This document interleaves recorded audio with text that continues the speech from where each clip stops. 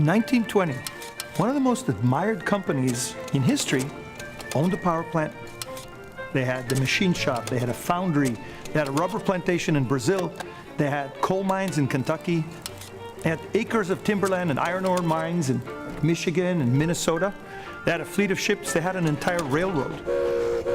Ford was bringing together every raw material in the process of manufacturing an automobile. Today, 99% of the parts that go into a Ford car are actually outsourced. Even the engine block is made by somebody else. That's the core competency of a car manufacturer.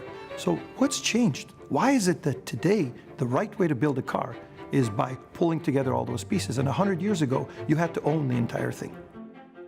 You would think that, just like Ford, you can basically control the entire pipeline of innovation from beginning to end, guarantee its quality and so on. The problem is that the people who are setting the bar aren't following that rule book. Companies that are leading the market are innovating at such a pace that there's no way that either they or you will be able to do it internally. Imagine that we went back and we said the World Wide Web was a company, and this company was building out web pages, and it would be able to give you great new web pages. And how fast would that have spread? The World Wide Web company. It would have gone nowhere. It would have been yet another offering from yet another company. Instead, the web put out an architecture that was self-serve. Everybody could not only read the content that other people created, but in fact create their own content, and it spread like wildfire.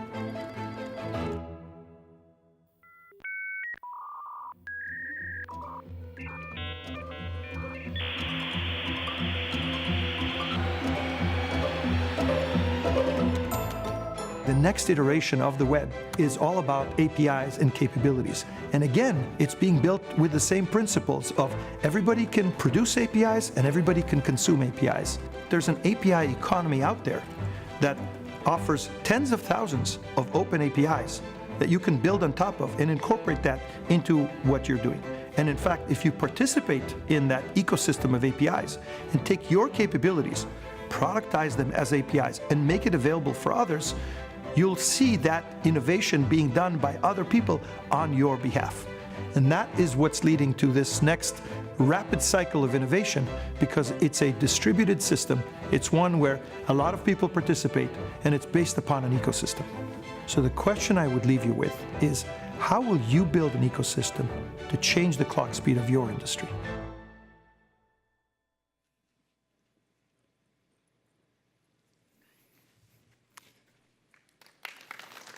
Good afternoon. Thank you very much for joining us. I am really excited to be here with you this afternoon, our admins, architects, developers, to be looking at how APIs and integrations are really accelerating your innovation. Now, we know that there are more and more systems out there that you're having to connect to. The thing is, if you're looking at integration as a way to simply move data, you're really not getting the full value out of those integrations and out of those APIs. We believe that there's a different way. It's called API-led connectivity, where each of those integrations is actually productized, where each of those APIs is productized. And if you're able to build in this way, you'll start to accelerate your development. So my ask is, as we go through this conversation this afternoon, that you think about all the chances that you have in your organizations to use API-led connectivity to really accelerate your innovation. You can join the trailblazers that we have who have already started to see multi-fold increases in their development speeds. Now, we are going to be looking at some forward-looking topics. So based on that, I encourage you to think about your purchasing and your investment decisions based on commercially available products. Let me start with a thank you. So thank you to our customers, thank you to our partners, and thank you to all of you who are looking at leveraging API-led connectivity for the very first time here today. I also want to do a quick shout out. I want to thank Dharmesh Datta from Airbnb. I want to thank Miguel Martinez from Mastech, and I want to thank Sayesh Prakash from NVIDIA. Dharmesh, Miguel, and Sayesh are here in this conference, and they've also spoken today. So thank you very much for being integration trailblazers.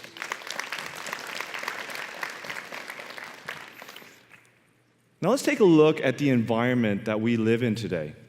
When we start thinking about all the things that are connected, this can range all the way from our consumer experiences, where my in-store buying, my online shopping, my shopping preferences, my payment preferences, my physical location is all connected at all times.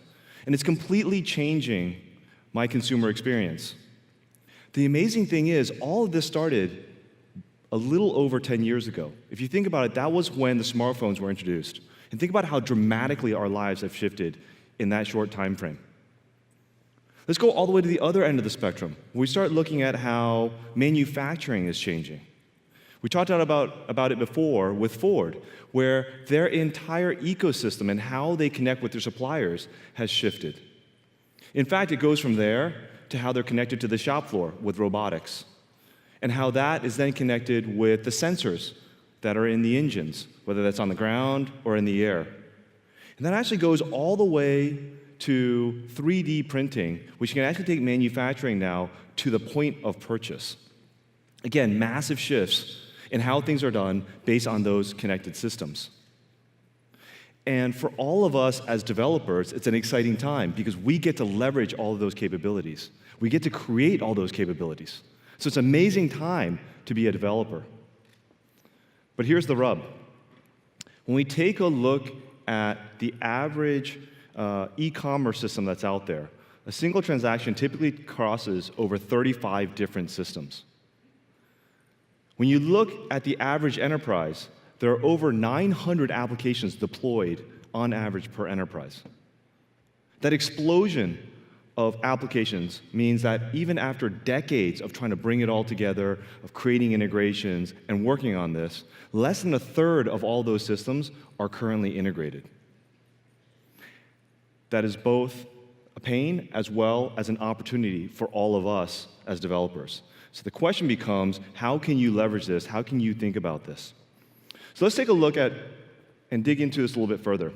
If we roll back about 20 years, organizations typically looked at their competitive advantage as deploying large on-premise package applications and customizing them. And they competed based on customizing those applications more and more and having them go wall-to-wall inside their organizations. In those days, integrations were what happened at the edges of those monolithic package applications. But now we're in a place where we have all of these SaaS solutions that are being made available, and SaaS platforms, like the Customer Success Platform, where you not only get application capabilities, but you also get an application development platform. There are also all these cloud infrastructure providers. And there's a need to connect all of those to the devices, the wearables, the sensors, and everything else that's in all those systems that are out there. So this is an opportunity for us as developers to start to leverage all these capabilities. Here's the thing, it's not just about the technology, it's also about the organizational landscape. If you think about what's happening, we've got central IT typically managing those large-scale on-premise deployed applications. You might have a line of business IT that's working on the SaaS applications. You might have an R&D team that's focusing on ML and AI, trying to start up something on the side. You might have core development that's working on microservices now, right? And there's all these capabilities that are available. The issue is that each of these teams is building really independently. They're looking at driving acceleration team by team. You hear a lot about the two-pizza team, right? The optimal collaboration environment being a team that can be fed with two pizzas, right? You want to be co-located, you want to have autonomy, you want to allow each of those teams to drive independently forward. The thing is, once they're done building, all of this has to come back together again to form the actual final product and the final solution that we give to our customers. So what typically happens? Every single one of those teams that's looking for agility and speed starts to build out, and then they start to make the connections to those other systems where they're trying to get data. And every single one of those teams builds connections with every single other team they need to connect to. This is the n-squared problem. And instead of accelerating, things start to slow down. Things become more complex over time. All those integrations are also typically done with custom code that are then distributed across all the different repos out there for all these different projects. So you get less visibility. And over time, this entire system becomes more and more fragile. And the promise of that two-pizza team starts to die. So the question becomes, how can you get agility and quality? How can you get speed and stability? How can you leverage autonomy of individual teams while still being able to bring all this back together again to have coherence across the entire product suite? We think there's a way to do this, and I'm going to do it by example. This is API-led connectivity by example. So if we look at the bottom right-hand corner of this graph, we have all of these different systems. What we want to do here is create an enriched invoicing solution. What I've got is my invoicing system of record. I may have payment information that's coming from a cloud provider or from an on-premise solution. And I have a file-based set of records for all the attachments for those invoices. Again, could be in the cloud, could be on-premise. From there, I've got a ticketing system, and I want all this to be made available on a device. So how am I going to go and build this? Well, let's first go look at that invoicing system of record. When we crack that thing open, what we see is that it's actually really hard to find the information. Right? It's kind of like going into a big warehouse store. Right? You know what you want is somewhere in there, but it's really, really hard to find. Right? There's a different way to do this. So first, we'll start by building and designing an API. This is an easy invoice API. Right? This is defining the invoice as the organization wants to understand it, with just the right fields made available. Now this is like going into the Apple Store. Everything is curated, it's all nicely laid out, you know exactly where things are. And you have all the documentation available to understand how to leverage every single one of those fields. Now, the only thing we've done to this point is designed the API. We've created the specification. We haven't implemented anything. And already we can leverage that, we can mock it, and we can start to give that specification out to other teams to understand if it's really going to solve all the problems that people want to solve with this API. Next, I need to implement this API. So what I'm going to do is create a composite application. This is going to create a connection to that backend system. It's going to pull out the data, it'll transform it, and it'll expose it as that easy invoice API. And the key here is that API is a product. That integration is a product, and that API is a product. Meaning, there's a roadmap for it, there's a strategy, there's a vision, and there's a known set of customers who will be leveraging that API. And as you start to publish these, you enable those customers to use that API. Now the next step is we want to add the payment information as well as those attachments.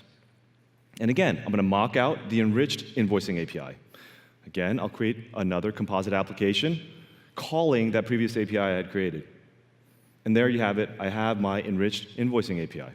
I'll do that one more time, and I've completed this project. I've got all these capabilities that are now available. My wearable can actually get that enriched invoice. Right? The key is that what I've left behind are 3 APIs that are published, that are well understood, and can be reused for the next project. So now I want to go build my next application. For this, team now wants to understand how, when there's an IoT device on a piece of equipment, as you're manufacturing, we want every time that piece of equipment to be, when it's used, to actually trigger the creation of a ticket and an invoice. So again, what I'll do here is I'll create a composite application, and I'll extend that original integration. And just like that, I'm now done with my next project. And this is what happens as you build with API-led connectivity, you start to get more and more of these nodes created. And every single one of those composite applications is a Mule application, it's a Mule flow, defined through metadata, and it's all running on the Mule runtime engine. And all those capabilities are then published into Anypoint Exchange. This is the catalog of all the assets and capabilities inside the organization. You can see I've already got my rich invoices, I've got my invoices, I've got customers. And as I do this project by project, I start to build out all the other capabilities in my enterprise. And what starts to happen is the pace starts to increase because I've got these capabilities made available. Each future project can leverage them.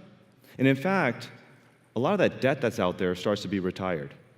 So all of that opaque custom code starts to be removed as you start to integrate different systems. So rather than legacy systems being seen as something that slows you down, every single one of those legacy systems becomes an asset that you can use, that you can leverage, that is unique to your organization, that can accelerate all of your future projects. That is what an application network is. That is your application network. It is your systems your data, your devices that come together, become made visible through this process. This comes about a project at a time, so it doesn't have to be big bang. And as you do this, you start to get documented APIs and documented systems. So you get more and more visibility over time. You start to understand what systems are calling what other systems. You start to understand how they're being used. And this gives you acceleration as you develop, because now you can know who you're impacting and how you're going to build going forward. And that's how we think about the ability to recompose over time. You can plug and unplug assets into that application network. Now, that application network is also part of the customer success platform. Within the customer success platform, we have all these great capabilities around sales, service, marketing, engagement, the creation of applications on the platform, analytics, collaboration, communities. We also know that there's all that data and all those processes that are available outside of the customer success platform that you really want to be able to leverage. And that's where we can plug in now your application network into the customer success platform, really giving you the advantage of all the assets you already have, plugging in to your customer experience platform. Now, all this is made possible by the Anypoint platform. This is a quick view of the platform. What we have at the core is the Mule runtime engine. This is the core transaction processing and API management engine. The Mule runtime engine takes care of connectivity, transformation, orchestration, and mediation of data. It can be run in our multi-tenanted cloud. It can also be run on-premise. Around the outside, we have all the services that help you build those applications in Design Center and to mock and create those APIs. We have Exchange, which is, again, that catalog of assets that you can start to publish into. Management Center allows you to run and operate and view and monitor all the aspects of that application network. And finally, we have security that overlays all of this, enabling new ways of thinking about understanding how data is actually transiting that entire application network and giving you more visibility into items like PII or PCI and sensitive data and where that's actually flowing. So now what I'd like to do is turn to one of our customers. This is Phil from ASICS. Many of you saw him yesterday. The ASICS team has really done amazing things with the Anypoint platform, and I'd like to roll the video to show you what it looks like when they built with API-led connectivity. ASICS was established in 1949. Over those years, the company has had to make quite a few different transitions. In the past, it was all about designing the latest model of shoes. Although that continues to be very important for the company, IT has become more and more important. That's one of the reasons that we acquired a company like Runkeeper, so we can provide those digital services to the runner, track their runs, and provide more than just the shoe. We need to constantly be on their mind when they're going out for that run and lacing up their shoes.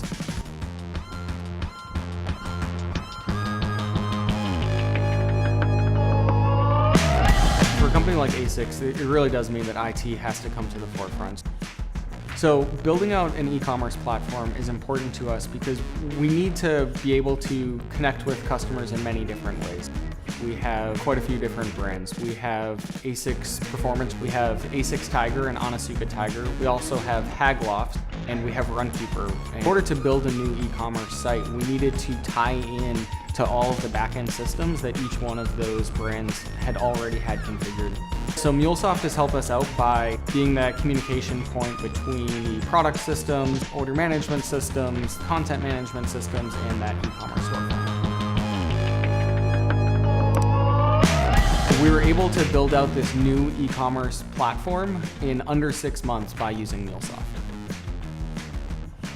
MuleSoft has been great for our ability to reuse code. One of the ways that we were able to leverage MuleSoft for reuse was with our order management API. So we wanted to connect to the ASICS OMS system. And then as we moved into one of the other ASICS subsidiaries called Haglofts, they had a different OMS that we needed to connect with. So we were able to use the same API that we had set up in MuleSoft to connect to the Hagloft OMS. We're moving 2.5 times faster than we would have expected to if we had built it out of Java. What developers like the most about using MuleSoft is it allows us to spend all of our time in the application-specific logic and not have to worry about making those connections to the various data sources. MuleSoft is helping to drive our e-commerce strategy, and that's going to allow us to move a lot faster as a company.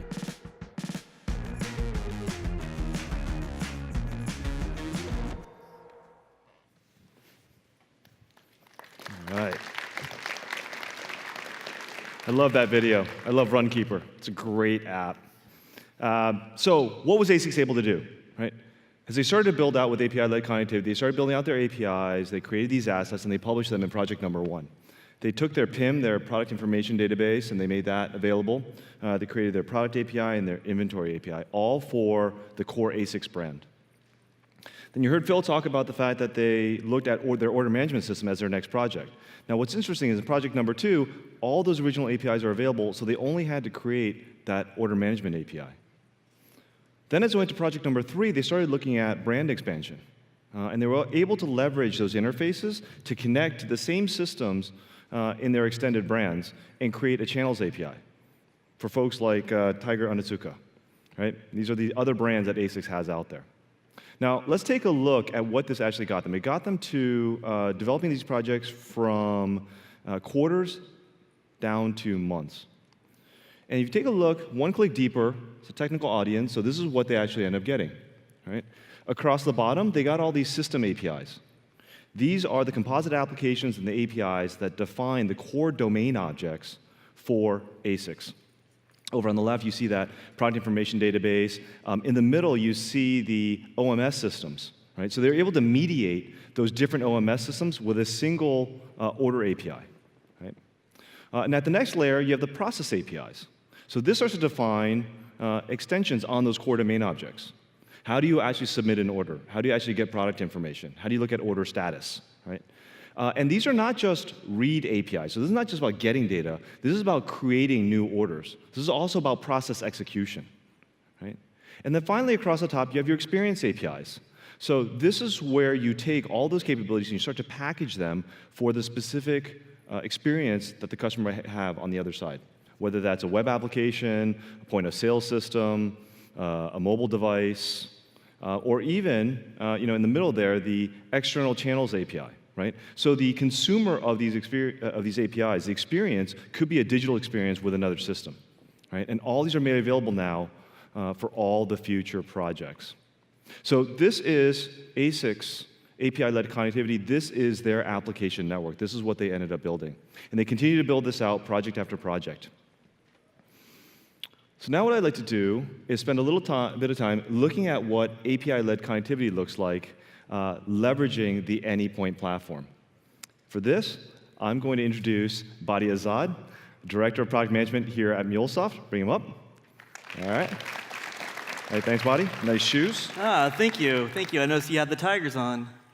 All right, great. I'm really excited to be here. But before we get started, I wanted to give a shout out to Ashley and Peru, who are going to be running the demo for us. Thank you, guys. Really appreciate it. Now, we have a lot to cover, and I'm really excited to show you this demo. But before we do, why don't I tee it up here? So we're going to look at the power of the Anypoint platform. And we're going to go in and visually design an API. Then we're going to create an integration that uses that API. And last, we're going to test that API and that integration using mocked data. Sound good? All right. Let's get started. OK, so for the purposes of this demo, let's assume that we're working for Northern Trail Outfitters.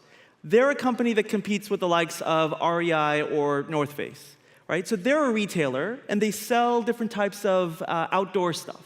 And customers use their Lightning-based mobile app to place their orders. However, there's a problem with that experience. See, the fact is that the customer don't get their receipt and their shipping information for up to an hour. Now, the reason for that is that the order system, the entry system, and the management system are sitting on an hourly batch job. And so it takes some time for that order to be processed.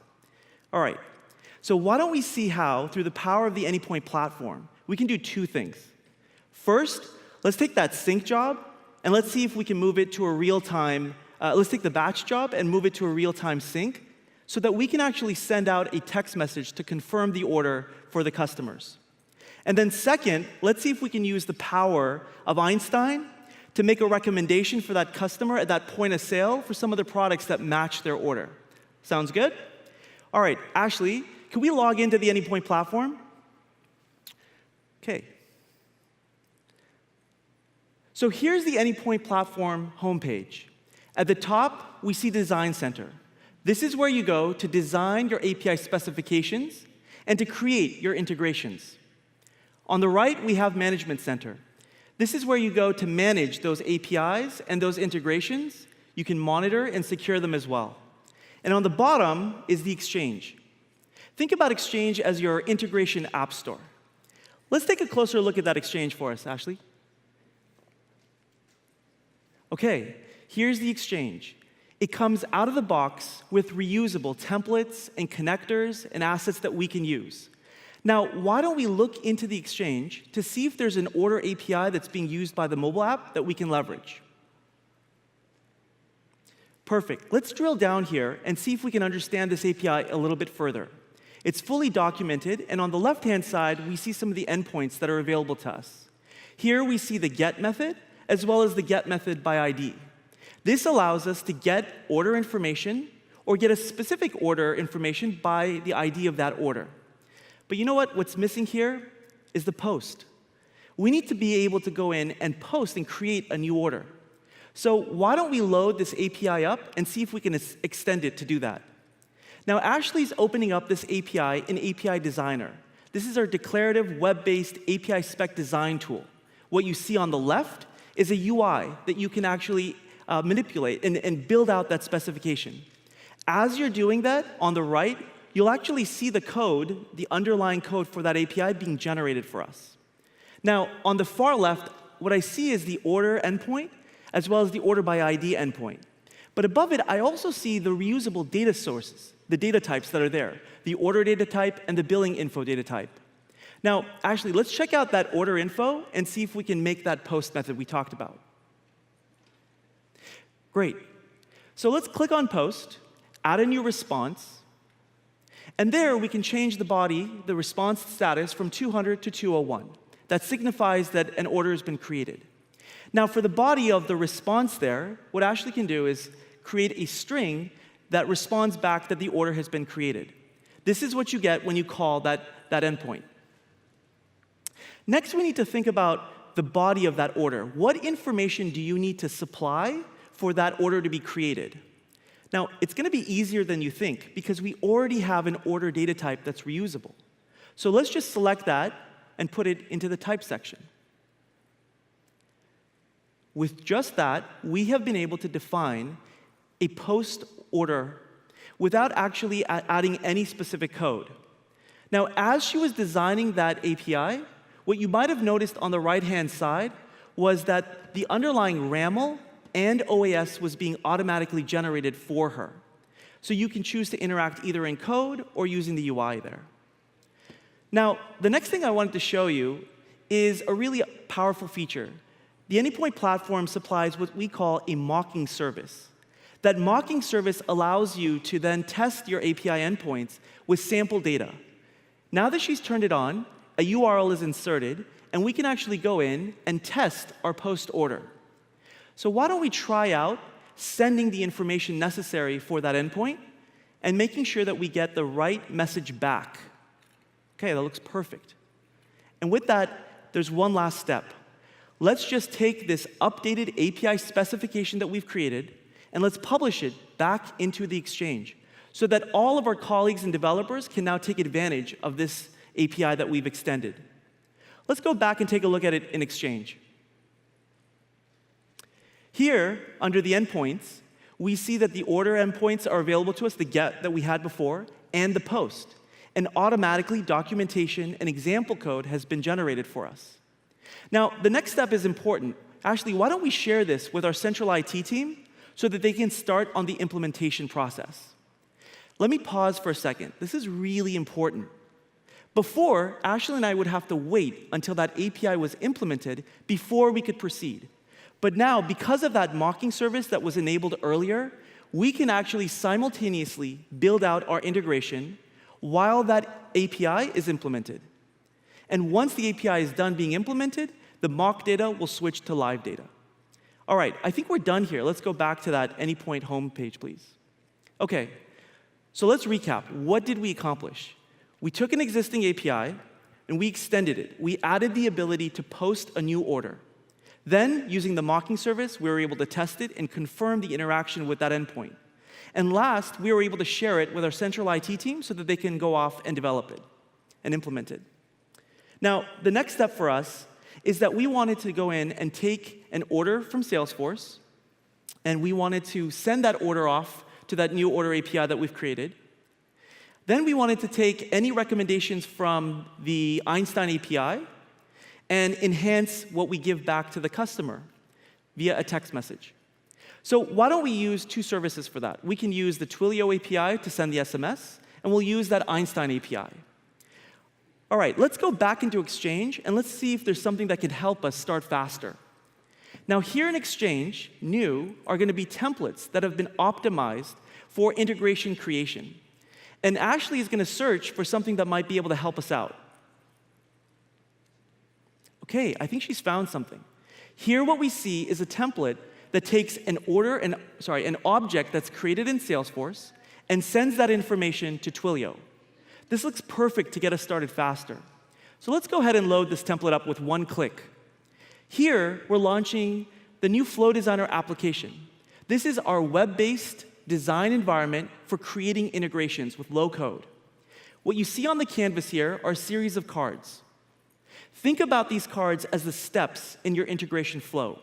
Each card has a different activity. Maybe it's a trigger that's listening for a change in a different system. Maybe it's a card that's transforming data. Or maybe it's another card that's sending information elsewhere.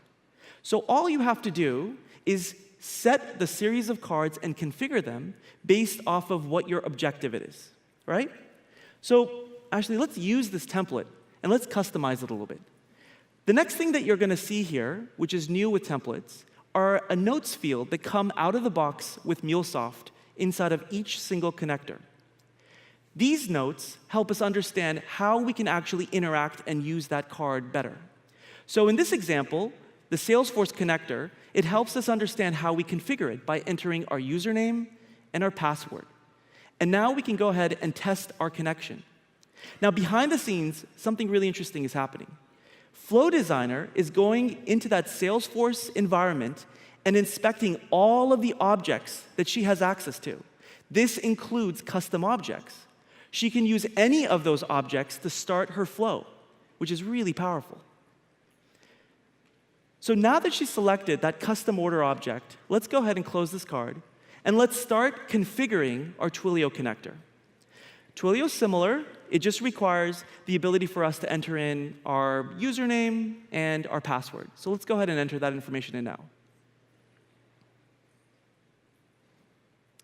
Great. We also need to add in our account ID.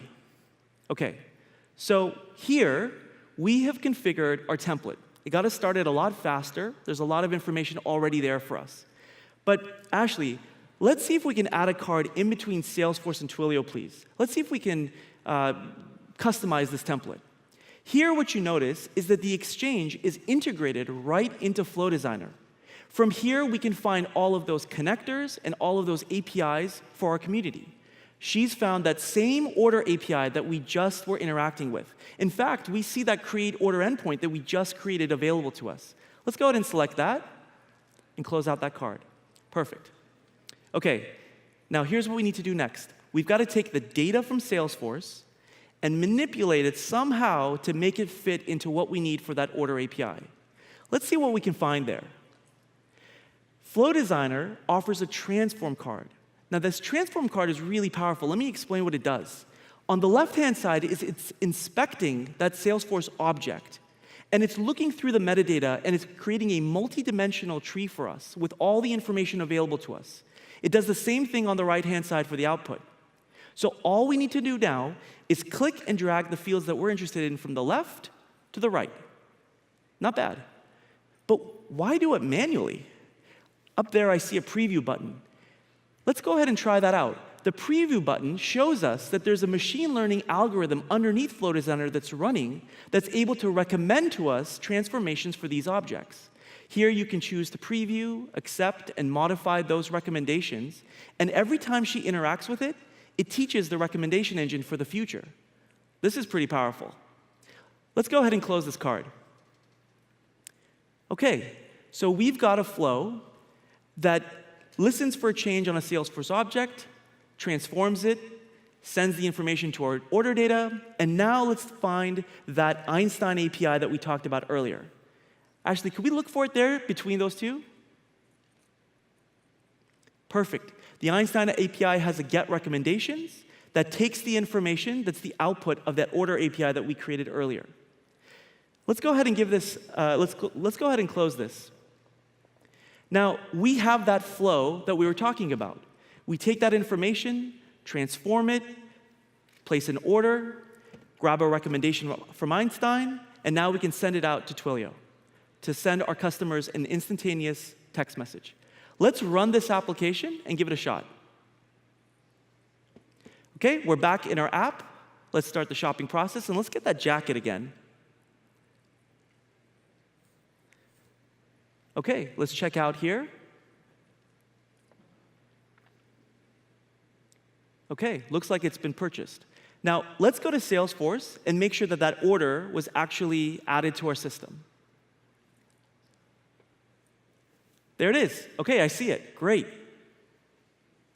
Hey, we got a text message. Let's take a look at that. Okay, this is pretty interesting. The top half of that text message is the same mocked data that we saw earlier. The bottom half is that Einstein recommendation, which is live. Now, when our team is done with the implementation, that data will switch from mock data to real data. But the power here is that we were able to simultaneously work, right? Really accelerating our ability to innovate. Let's go ahead and click on that recommendation. Okay, it looks like it recommended a matching pair of gloves for that jacket. This is awesome. Ashley, thank you so much. In just a few minutes, we were able to create and extend an API. We shared it with our colleagues. We tested it using the mocking service. Then we made an integration which pulled data out of Salesforce, even custom objects, used machine learning to transform it into that new API, place our order. Then we were able to pull that information and send it to Einstein, which recommended another product and sent a text message, all through the power of the Anypoint platform. Great. Thank you so much. Mark, back to you. Great job. Great demo, Body. So what we saw there was the ability to create those productized APIs, those productized integrations, and now what's been left behind for NTO are a whole set of APIs are now available for future projects. Now what's interesting is in addition to the developer and the technical documentation that's created, we know that there's also a need, oftentimes, to start thinking about the building of communities. And we think about communities, we start thinking about the fact that with all of these digital experiences, APIs become the new channel for business. Now let's take a look at this. If we take a look at that bottom plane, that's your application network. There's all the APIs and everything you've already got built out, right? Now imagine that there's a set of APIs that you actually want to start iterating on with a different team in your organization. You want to gather feedback, you want to understand how they're using it, you want to give them the ability to chat and run a forum on how those APIs are doing for them. You can lift those out and you can create an API program. Here's another use for an API program. You may want to run a hackathon, again, on a specific set of APIs that you have in your organization. We found that hackathons are an amazing way to actually start driving creativity and actually gathering that from across the organization. So that's another kind of API program. Now, you might also have API programs that you want to run with external partners, the creation of ecosystems.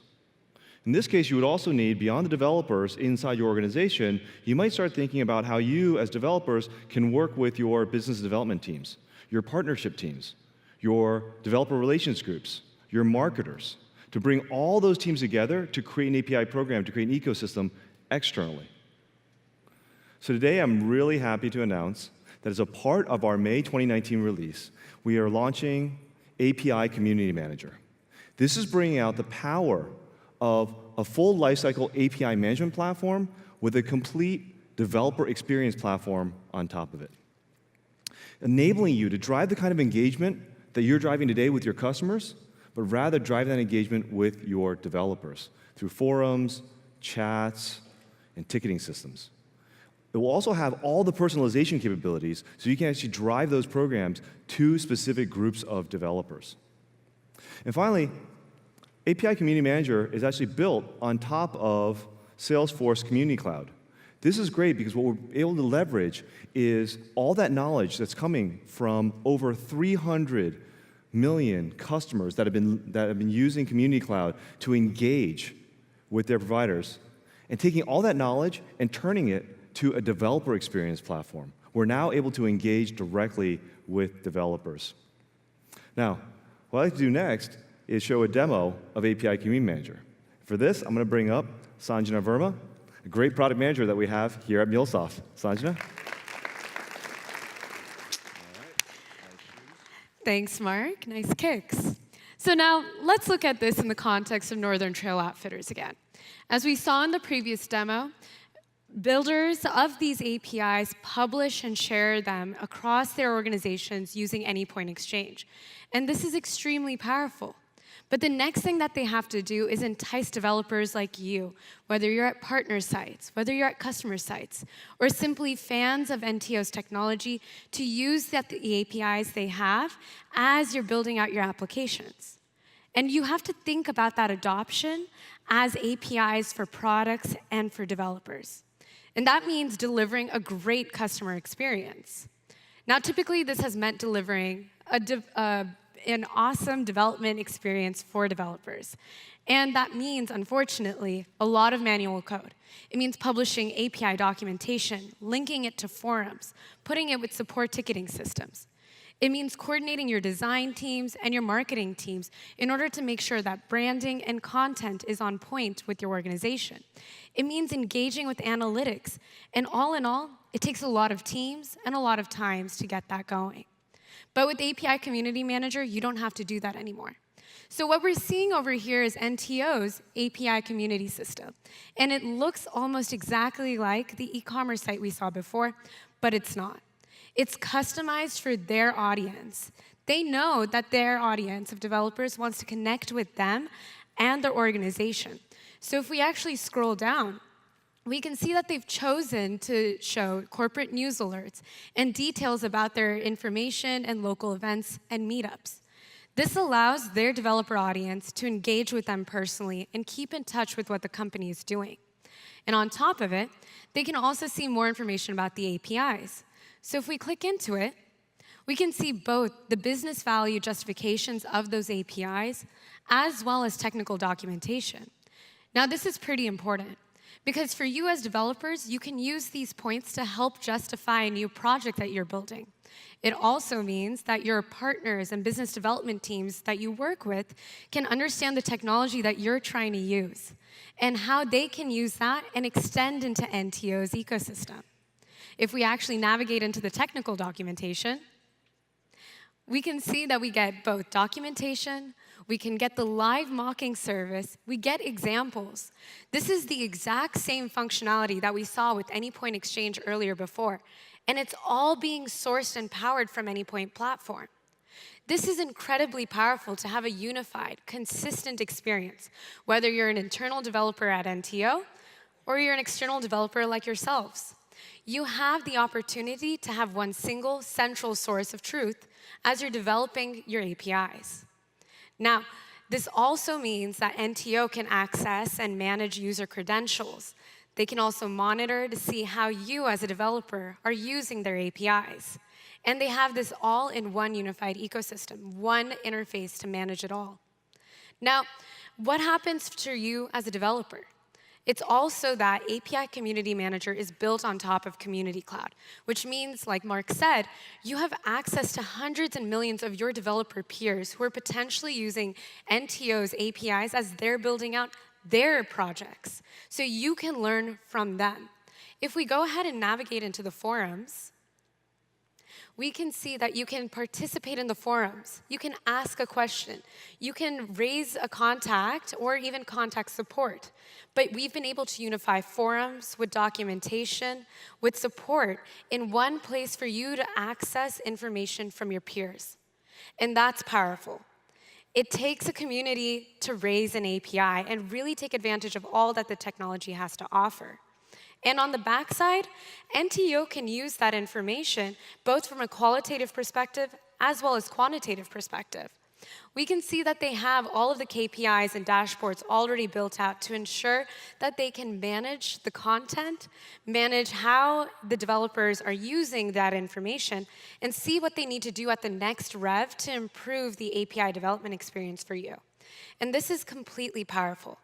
At the end of the day, API Community Manager allows the developers and the API creators to connect in a way that's never been possible before. They can publish relevant content much more quickly. They can ensure that the information is up to date because they have custom visibility into seeing who's using their information, who's using their APIs, how is it being used, and what do they need to do to improve your experience. For you as a developer, you get to connect with the technology, connect with the company, connect with each other in a way to make your API development experience much more productive. All in all, API Community Manager is giving us the opportunity to create the connected developer experience, only powered by the Anypoint platform. Back to you, Mark. Great job. Thanks so much, Sanja. All right, so the great thing about API Community Manager, it is built on top of Community Cloud. So what this means is all the skills that you have built and all the leverage that you have with the Lightning platform, all those components are also available. And all the additional components that have been built for Community Cloud and customer communities can now be leveraged for your developer communities. So what we've seen here today is the need for these connected customer experiences, the difficulty in building them, but how you can accelerate that by creating productized APIs and productized integrations, and how those productized APIs and integrations then become not just a way to connect and pull data out, but as a way to actually accelerate innovation over time across your entire product suite. And finally, all this is built on top of Salesforce Trusted Platform. What this means is that from day one, you have all the connectivity, templates, and examples that are targeted towards the Salesforce clouds that you're leveraging inside of the Anypoint platform. So I'm just going to leave you with the question that we started with, which is as you start thinking about integrations, you start thinking about data, how can you leverage productized APIs to really develop an ecosystem and change the clock speed of your business and your industry? Here are all the additional resources that you have to learn more about Anypoint Platform and about this process of building out your application networks. Thank you so much for spending your afternoon with us and learning more and talking more about these topics. Thank you very much.